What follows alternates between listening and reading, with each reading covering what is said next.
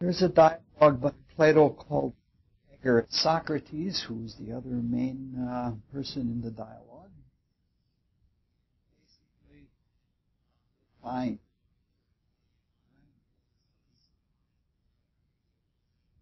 No.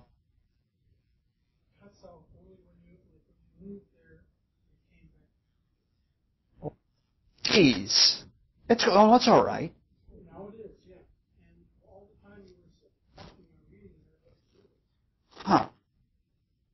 I don't understand.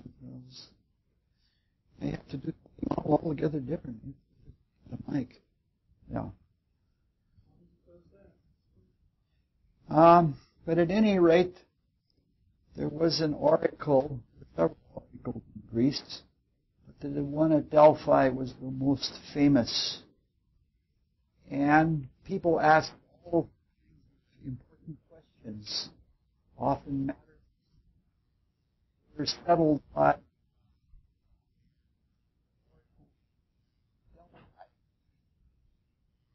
and went to the oracle and asked the question, and that question was, who is the wisest of all humans?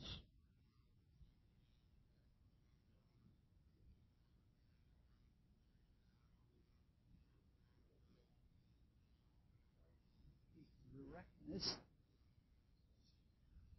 and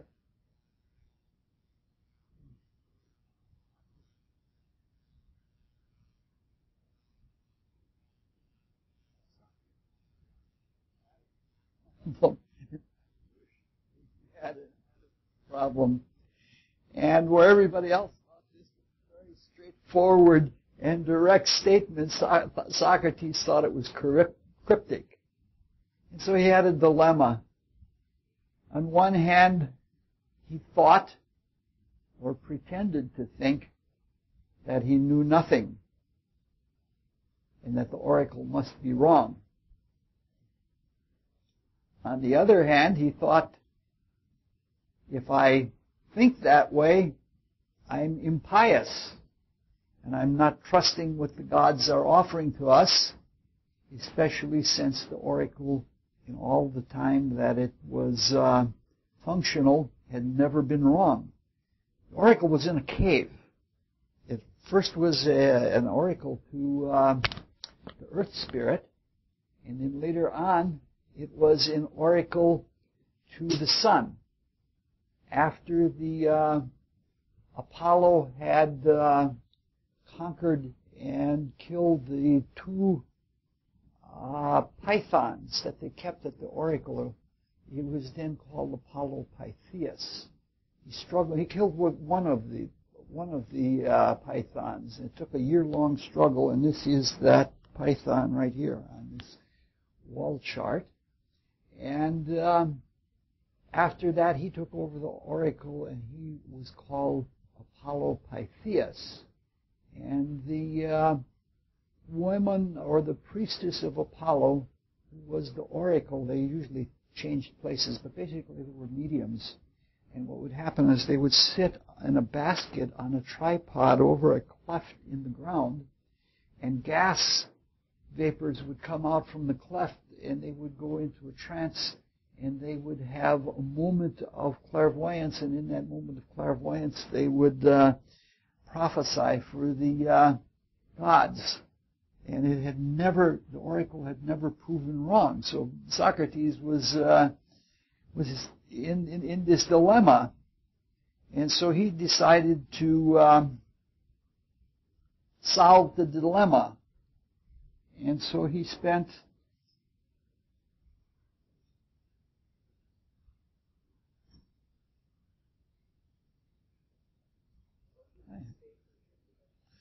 they were asking who was the wisest of all humans, and the oracle said very clearly, very directly, that Socrates is the wisest of all humans.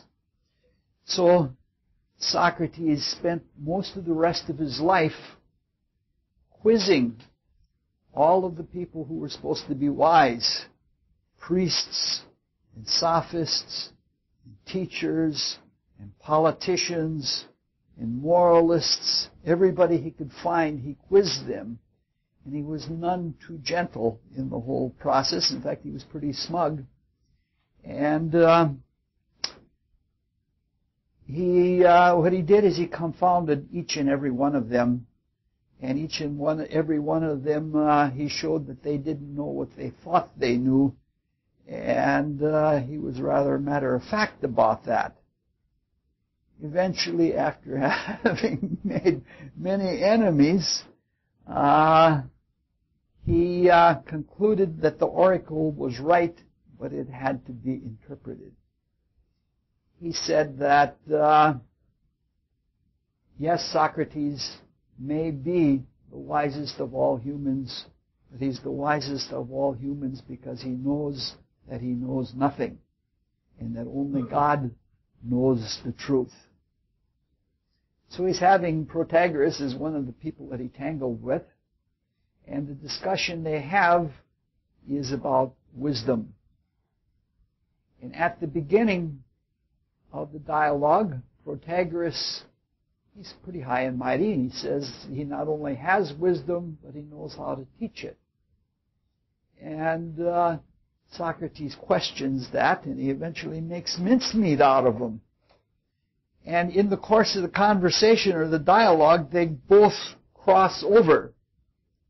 So that Protagoras at the end doubts that he has wisdom, and he even doubts that wisdom can be taught because of the very hard questions that Socrates asked him. The Socrates at the end concludes that there is wisdom, but that he doesn't have it, but he believes it can be taught not by ordinary human beings, and that he doesn't know who is wise enough to be able to teach it. So both of those positions are a little bit extreme, but it is at those conclusions that I find myself when I approach this whole subject. The subject is trying to read into character and to understand it and to, above all, to appreciate it. And it's a difficult situation. Wisdom is of the universal spirit. God, if you want to call it that. And no one can possess the wisdom of the universal spirit. No one can formalize the wisdom of the universal spirit. On the other hand, each of us is a focus of that universal spirit, and each of us has at some time or another experienced the flow of wisdom through us. At least if we don't let our personalities get in the way, and if we're really reaching out to help others, that happens. It usually occurs in the form of intuition. We know what to say, or we know what to do, and we know how to help others, and it isn't because of any special knowledge we have. So our goal is to become better vehicles, more attractive vehicles for that wisdom to work through us. I don't know that I or anyone that I know is capable of teaching wisdom or of how to become wise. Pretty far beyond us. Astrology is a vehicle for wisdom and understanding, which usually comes in the form of intuition. Astrology is one of the very best vehicles that I know of for reaching that kind of understanding, or for giving intuition something to play on. Mystics have always claimed that astrology is not only about the universe, but it is through astrological principles, or the principles that are used in astrology, that the universe was created and is sustained in its ongoing process. However, the form and the vehicle are as nothing compared to the wisdom and compared to the source of the wisdom. So we each experience intuition, and we will, in the future, experience it more, and we will become more creative beings. That's one of the goals of our lives. That's one of the primary goals of what we're trying to do in studying astrology.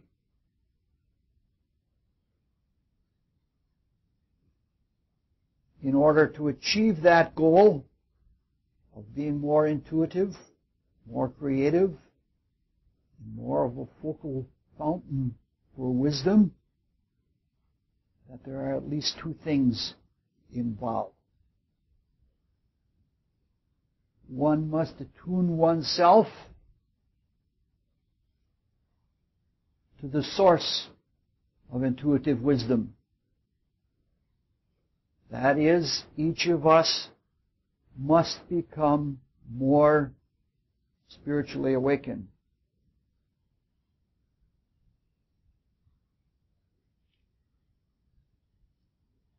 That's the primary thing. This course will not be doing that. This is not a course on spiritual philosophy. I'm sure that everybody works on that. The second is that one must provide an apt, inviting, relevant, functional vehicle for intuition. And studying astrology and the principles behind it, which created the cosmos and everything that exists in it, provides that kind of vehicle. So it is the intent of this course to try to learn to love people better, to appreciate them, to understand them. Each one of them, each human being,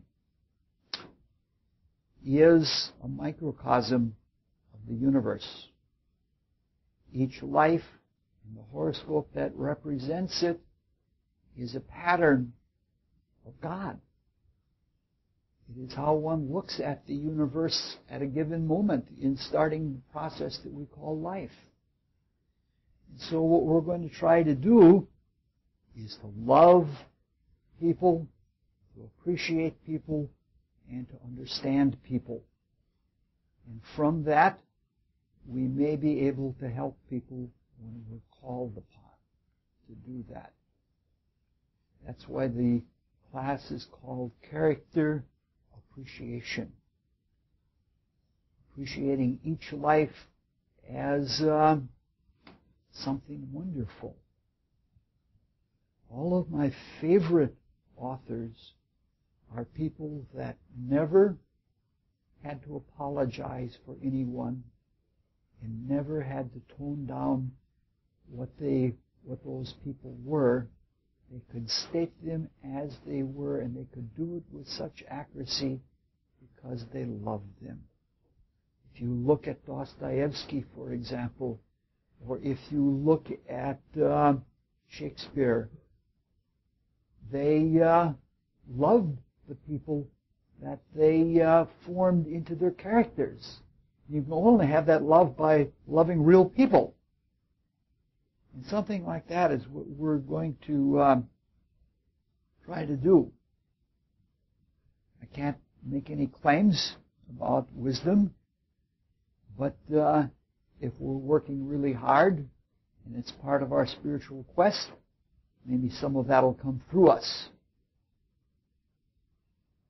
I can't even lay claim to teaching a lot of technical astrology, though for the duration of this course, there's going to be an enormous amount of technical astrology. But I can't say that I really know a lot of that. What the course is going to be is my understanding of astrology, my experience of the study of astrology, and what I understand of it from other people that I have read that has struck me as true. So we're going to meet every other week. I got a whole bunch of schedules because there are some for tomorrow night and some because I had problems with the printer queue. There's more than we need. I mean next week. Yeah.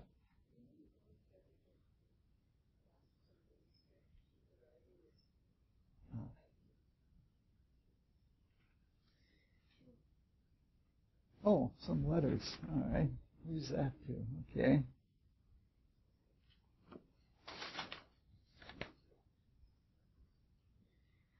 The study and the practice of astrology is a lifelong activity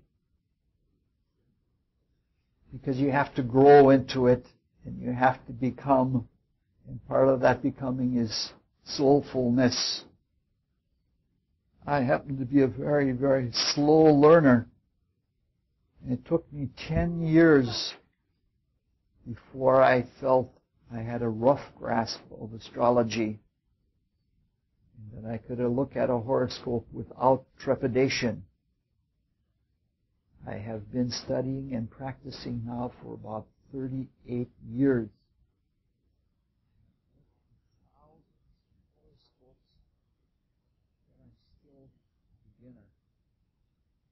I have so many questions about astrology and so many questions of how astrology relates to so many other fields that I'll never get a chance to get to all of them.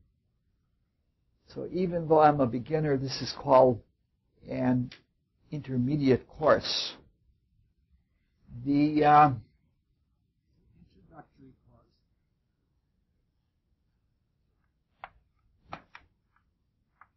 By introductory, I mean it introduces the basic elements.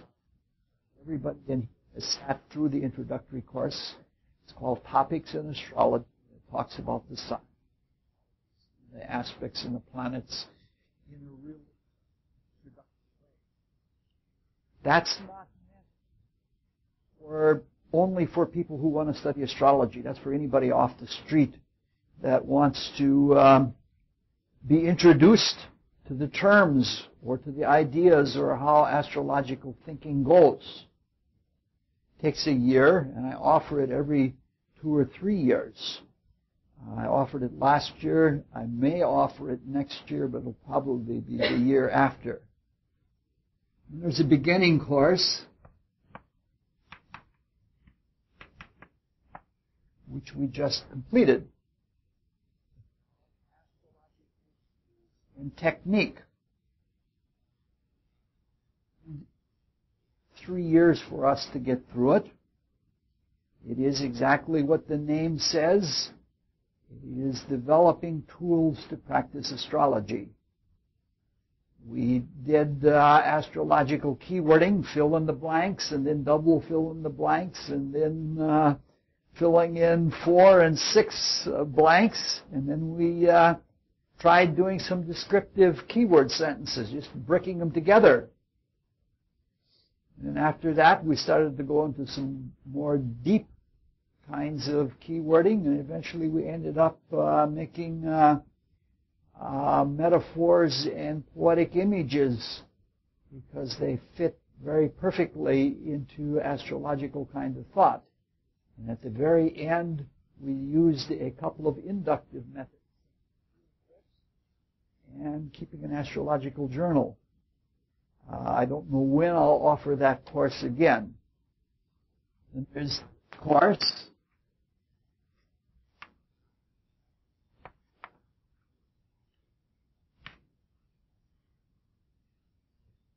And we'll talk about that. Appreciate it, understand it,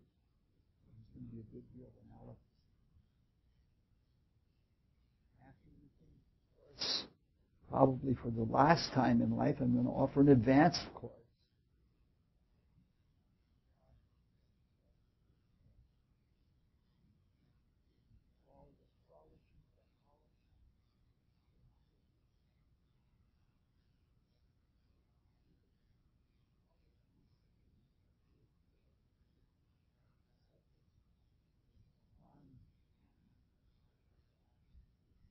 And see how the people related to their psychology and how both are indicated by the horoscope. And then it's going to be a house-by-house analysis going very deep into both charts. And it's going to look at all of the issues that are studied in their psychologies and in astrology and their lives in terms of principles of the mystery schools, the science of seership, and what comes out from that. And hopefully, if I'm granted the long enough time to live, I want to do a dynamics course which will be in 2 parts. One will be called the delineation of character in time, and the other one will be events in time and space, but that's a good ways off yet and a lot of work. If persuaded, I might offer some extra courses in between these other ones, like a course on aspects or a course on horary astrology or something like that. Let's stick to what's at hand, and that is this course. Most of you know that I love to go to movies, only in these last few years I haven't done very much of it. I can still remember going to movies when there were newsreels and when there were cartoons. I like the movies much better when they had cartoons. And one of my favorite cartoons was Speedy Gonzales. And there's one particular Speedy Gonzales cartoon that I liked. It was Speedy Gonzales and El Gringo Pussycats. And the opening of that cartoon is, you see this beautiful starry night, and you hear this raucous Tejano music, and you hear the clinking of glasses and everything else while you're looking at this starry night. And suddenly it beams in, and you see a solar system. And then it beams in further, and you see the Earth. You're still hearing the music, only the music is getting a little louder, and there's sounds of partying and dancing and drinking and everything else. And then it beams in a little more to the North American continent, and finally down to the border of Mexico and the United States. And then it beams in, and there's this adobe town. Everything is asleep. And then it beams into the cantina, which is totally dark. And then it beams in on a little mouse hole with swinging doors. And the mice are staggering in and out, and they're, how would you call it, not archetypal, but what's the word, not prototypical. It's some kind of typical. Stereotypical. Yes, there's the sort of the poncho mouse with, with the big belly and the sombrero and all of that. And El Gringo Pussycat decides to crash the party.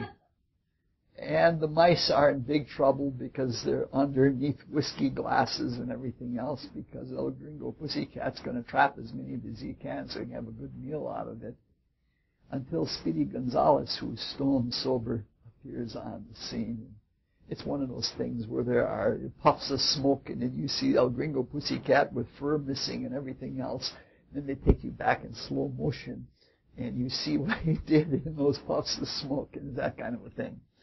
That's what we're going to try and do with the with the class. We're going to start out with a very, very big view. We're going to look at the broad generalities of the chart. And we're going to look at those broad generalities in broad tendencies and trends in character. And it's probably going to take us all year to do that, because we're going to make all kinds of tests, and from those tests we're going to draw profiles, and we're going to try to comment on those profiles. And at the very end, John, you get to do all kinds of wild profiling, and it's a free-form, intuitive, it's a wonderful time. You can draw all sorts of conclusions about character and cross-profiling. It's amazing. And a lot of speculation. So it's probably going to last us all year. The second part of the class is going to be an introduction into an estimation system. It's an approximation system so that you can determine the relative strength of the two most important significators in a horoscope. That is, we're going to find the relative strength of each aspect to each other aspect, and the relative strength of each planet to every other planet. And so it's going to be an introduction. It's going to have graphs and curves and things like that. It's not really hard. A lot of people have worked through it. But it's going to be longer this time because instead of having 6 charts, we're going to be doing 16 charts. And it's going to be a proving of the method. Even though it's rough as an approximation, it proves to be very accurate. And we're going to take, since the charts we're going to be using are all charts of famous people, we're going to use this as a test of the approximation system. The choice of the charts is not front-loaded. I didn't choose these charts because they answer to the system. I'm choosing these charts because they're people that I'm interested in. And there's a wide variety of people. And I don't even know. I haven't done all of the estimations on all of the charts yet. So I don't know whether the estimation system is going to work out. But it has a very high degree of accuracy. And it isn't meant to be a pinpoint thing. But it is something to help you understand what is more likely in a chart and then what is less likely. How significant is something. And that'll probably take about, I would guess, about 5 or 6 meetings to do that. And then all the rest of the class is going to be an in-depth analysis, taking in all kinds of factors that studies the outer personality, the emotionality, the mentality, and the individuality, creativity, and spirituality. So the 4 facets of character, working from the outside in, the physical personality, the motivational part of the character, the thinking part of the character, and then the spirit that does things creatively. And I'm putting a lot of new material in this, so I can't estimate the time, but I would have guessed that it's approximately 4 years that it's going to take us to go through this. That's what? This course. It's going to meet for 4 years. You can come and go as you like. Yeah.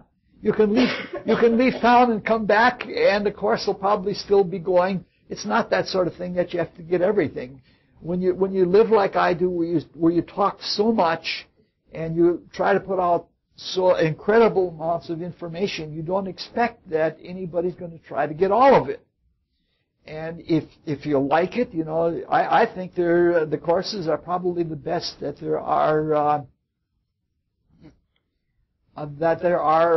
I don't know any other courses. I've sat in on courses all across the country, and I don't find anything like this where there's really a serious learning activity going on. Sometimes there are things with apprenticeships and things like that do very well. I don't know about either. There are 2 astrological universities now. I don't know what they're teaching there. I think it's more how to appease clients. So you know what the going rate is for astrologers now? And most of whom I don't have much respect for at all, because I've talked to them and they don't know much at all. The going rate is $300 to $500 an hour. Probably the greatest amount of wisdom that you get out of that is, I know what it is to be a sucker. Some people actually, actually get something out of it. In astrology, we're looking at the same universe. It's the same universe for all charts. It's the same stuff. That's what the word universe means. It's all one. Everybody has the same houses, the same signs, the same planets, and the same aspects. Those are the only ones we're going to use. We're going to use the most basic things of astrology, the beginning things, but the amount of depth that you can go to with even the most simple, most obvious things is amazing. There was an astrologer from Michigan who I liked an awful lot.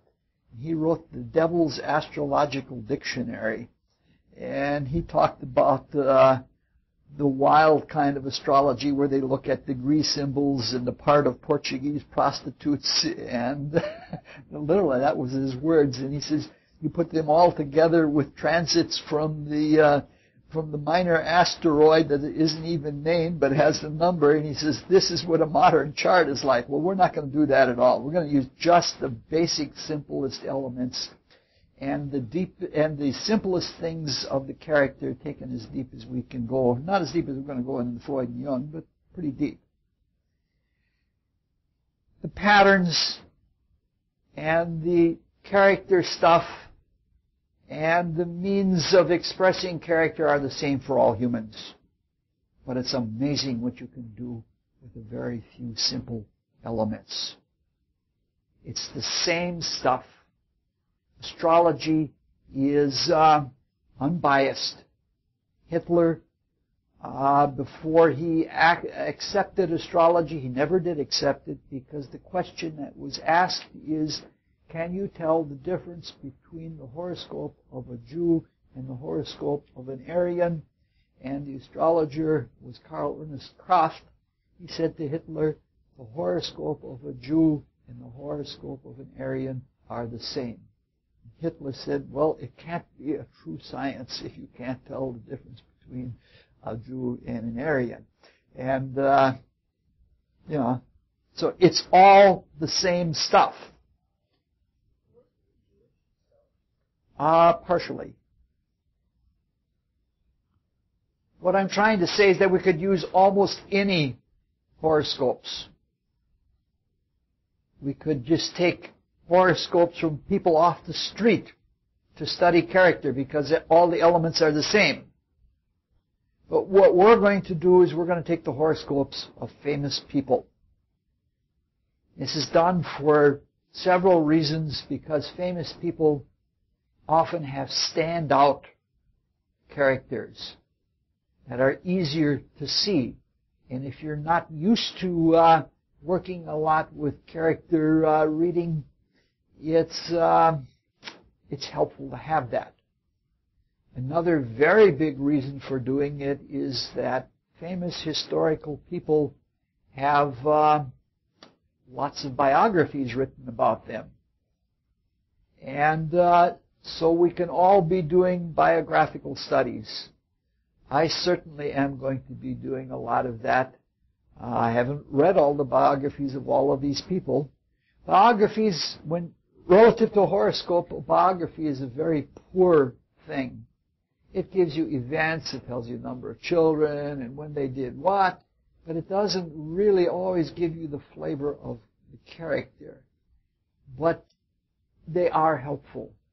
There's an astrologer in town that has probably read most of the biography section in the public library. And he does very, very well with it by just doing that. I highly recommend it. So the people that are chosen are very remarkable people, And the people are from various fields of human endeavor. And there are horoscopes that give us plenty of variety. We can, I find a lot of these people very fascinating, and they have engaging personalities. And it's somebody that you're gonna love. Some of them are trite. And this time I've used the horoscope of several living people, which I don't like to do. But on the other hand, I don't want to be completely irrelevant either. So I'll just mention a few lines about each of the horoscopes so that you know what we're dealing with. The first 6 have been used in previous incarnations of this course. Jay Gould is the first chart. He was a robber baron. He grew up on a poor New York farm, and he made many, many millions of dollars. And he did this a century and a half ago when millions of dollars meant very, very much. Jay Gould was brilliant, intellectually brilliant. He was also highly dishonest. For example, I'll give you an example of a combination of his brilliance and of his dishonesty. He owned the Erie Railroad at one time, and he kept the books of the Erie Railroad in his head, both sets. He kept an honest and a dishonest set of books for the Erie Railroad in his head at the same time. He was a numerical genius. He was a very nervous man. Helen Keller was a deaf-blind person who lost seeing and hearing at a very young age when she had some kind of a brain fever. She went on to get a college degree and to perform. She even learned how to talk, and she was a natural phenomenon. She was extremely sensitive. She was so sensitive that if you handed her 2 rose petals and asked her to tell you which petal came from a white rose and which one came from a red rose, she could tell you every time correctly which petal came from which rose. That's a high degree of sensitivity. She was extremely emotional, and she was often very uncontrollable. Mohan Gandhi is very difficult to classify. He was a lawyer or a barrister, as they call them in the English system, but he invented a method of nonviolent protest that had some very interesting elements in it, all of which are shown in his horoscope. He was a political figure, he was a religious figure, and he was a writer. By his own estimation, he was totally unsuccessful in everything he did in life.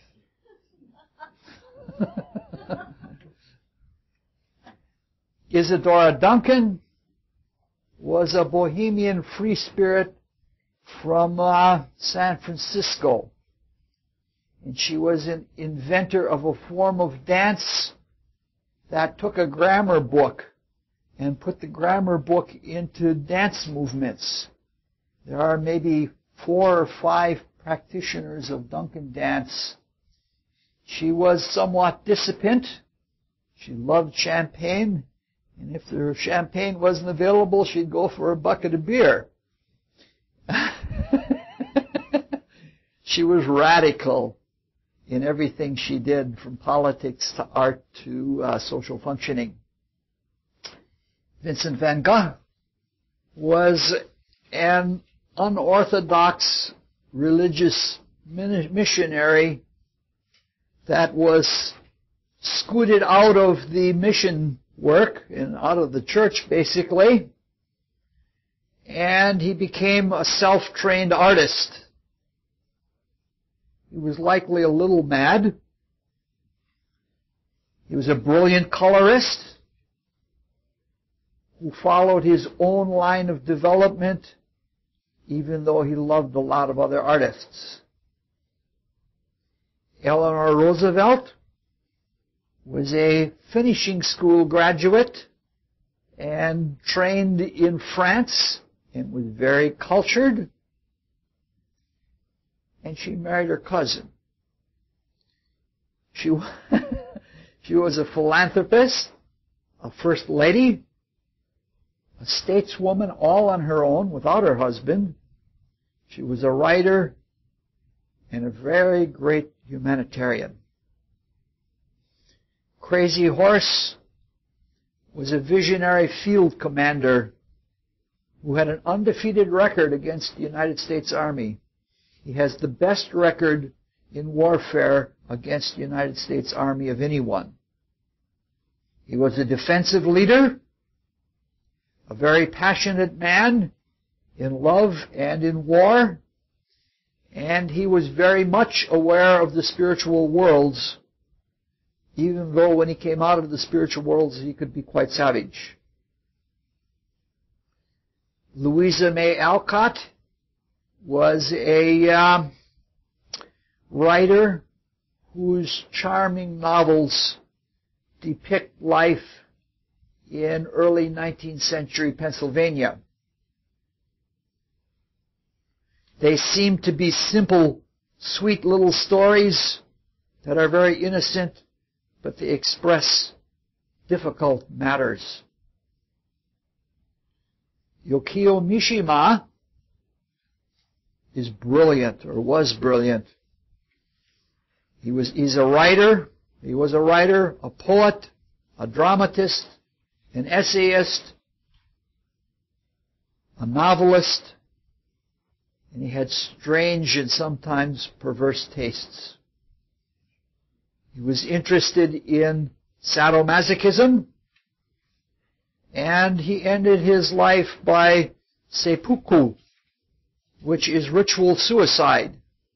Right in public, in front of hundreds of people, he stood up and eviscerated himself and even made the right sounds when he did so. He did this as a protest against the loss of national tradition. He was very much of a traditionalist. Ethel Barrymore was sort of the spark plug and the driving force and the organizer of a nest of sibling actors. She was a stage traditionalist and stayed on stage, though her brothers, John, became a movie star and Lionel became a radio personality. She remained with the stage. William Butler Yeats is a brilliant, very brilliant poet and a literary thinker. Extremely prolific, and he was very much a spokesman for Irish culture, even though he expressed it in English literature.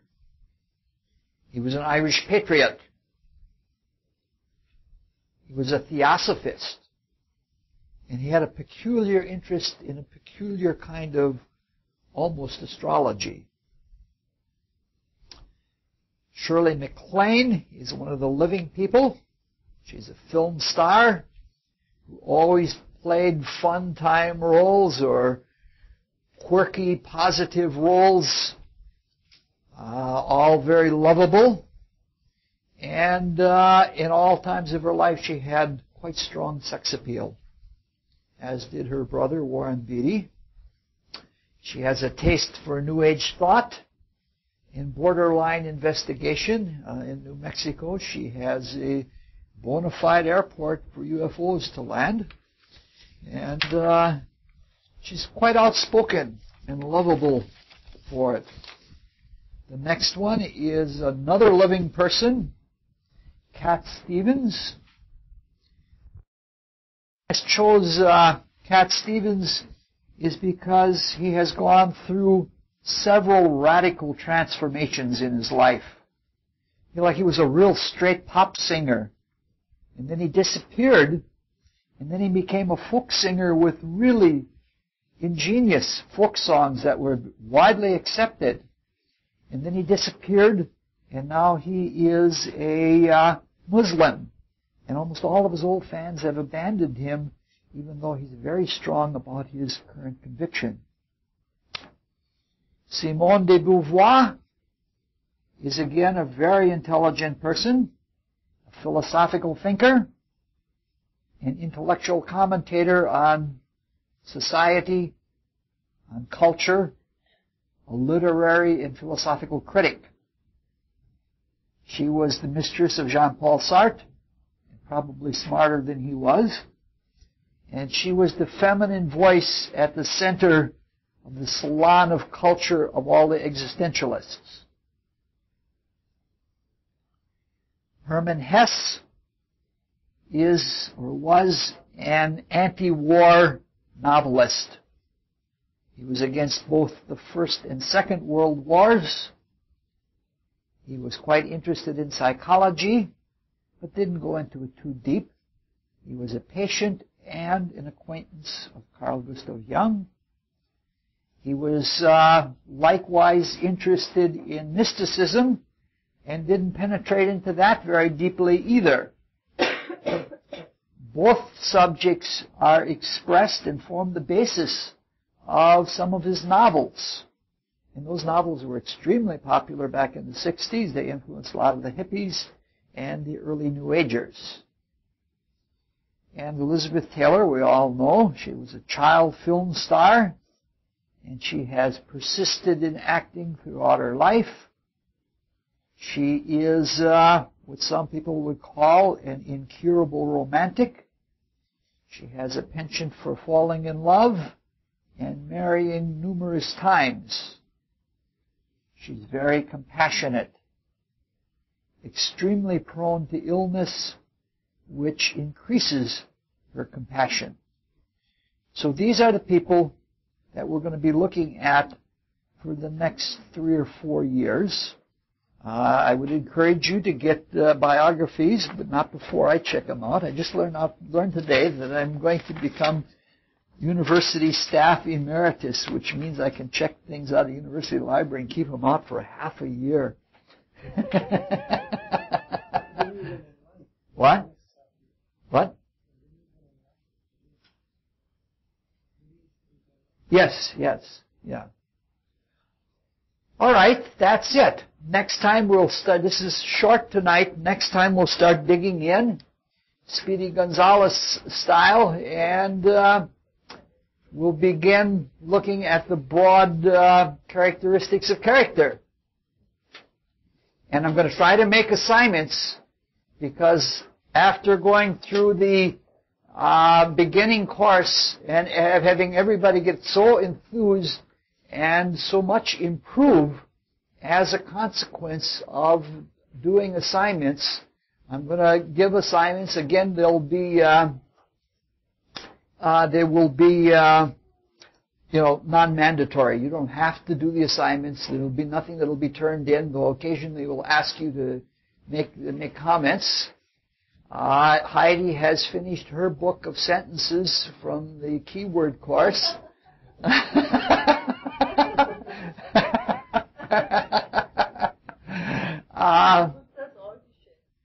By the way,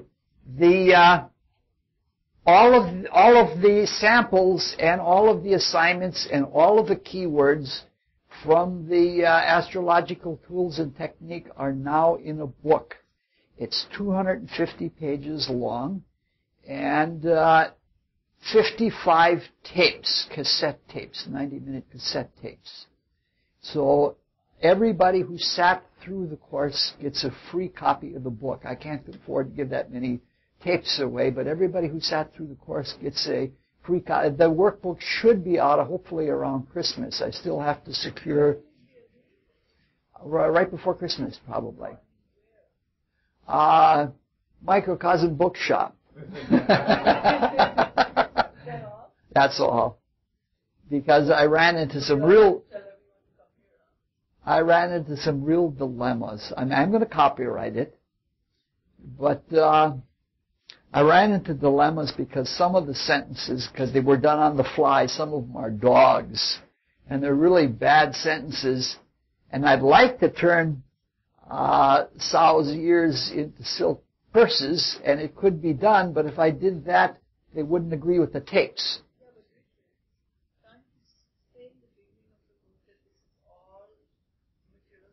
Oh yeah, it's all set. It's all set. In 250 pages, there's a lot that's said. Yeah.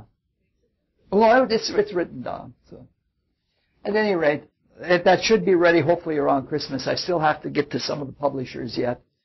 It's one of those situations that in order to, because I use charts from 3 different books, and 2 of them getting the permission from the author and publisher is relatively easy. But the third one, the author, I can't find him anywhere. He's just disappeared off the landscape. And the publishing house apparently either went out of business or all the copyrights were bought out by somebody else. And I have to go through a search of people, transfers of copyrights. I don't know if I want to do all of that. I'll make about 50 copies, and for friends and for people who want them, I've brought it to a state of completion, and that's enough. And they'll do the same thing with this course and the same thing with the advanced course. And for the people who sit through it, they have a right to it. And especially all the keywords. There's a very good list of keywords. In fact, I added some other lists in there, and I would have added more, but it would have just become too voluminous. It's going to be a thick book. I don't know what to do about that. What I think I'm going to do is copyright it and give copies to friends, and then send it to the Mountain Astrologer for a review. And if there is a favorable review, then I'll either give away or sell the copyright to somebody who wants to publish it, because I don't want to spend the rest of my days publishing books. It's too much of a bother. I'd rather be, using astrology to help people than publishing books.